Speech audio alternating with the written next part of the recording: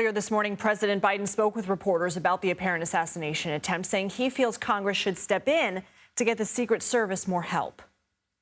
Thank God the president's okay. I think we got a full report so far. We're down there tonight. But one thing I want to make clear, the service needs more help.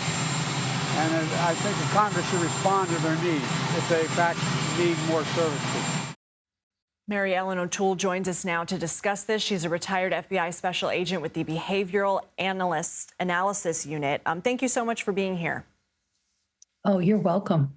I want to ask you about your thoughts as to what happened, but I also want to ask you about some new information that we have, and that is in the court documents that were just released. We're learning the suspect may have been in this area near the golf course for 12 hours. His phone was found in the wooded area from 1:59 in the morning to 1:31 p.m. yesterday. We know that this incident unfolded between 1:30 and 2 p.m. What does that tell you? Well, that just on its surface would tell me that he is, number one, he had a lot of patience and he was very committed and felt very certain that waiting that long, he would run into former President Trump on the golf course. So tells me something about his personality and how important this effort was to him. I want to ask you also, and I'm going to go ahead and read from my computer screen, according to these court documents, that in the area of the tree line from which Routh fled, agents found a digital camera, 2 bags, including a backpack, that rifle with a scope, and a black plastic bag containing food, the serial number having been obliterated. Does the fact that so much evidence was left at the scene help investigators as they try and piece together motive? It really does help a lot for him to have left all that behind. And it does go to motive, and it goes to how well prepared he was and how long he was prepared to stay there. And I think of all of that as a whole, that's very important. And I think also having the GoPro camera there, to me, is also very telling in terms of, again, his personality, that it would seem that he wanted to record what he planned to do.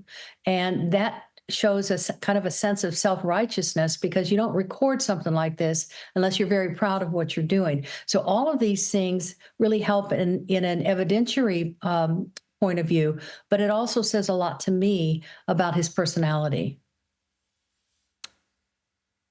Given the fact that we so far have 2 charges from this initial court appearance involving the possession of the weapon, the fact that he was a felon possessing it, and the fact that it was obliterated, are these maybe just some of the first level charges here? Do you expect more given your experience?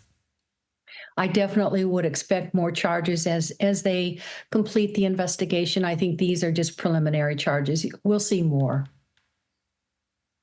I also want to ask you about one more thing. The complaint says that the rifle that Routh had, this particular type of rifle, is not manufactured in the state of Florida. Does that tell you that he likely brought it from a different state?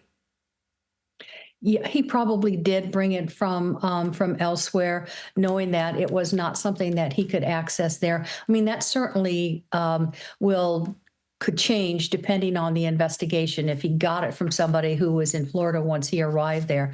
But it certainly would suggest that he brought it with him. And again, that goes to the whole idea of him thinking ahead and being prepared, and being what we call mission-oriented, being prepared for his mission.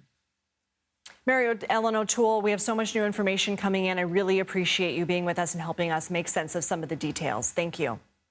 You're welcome.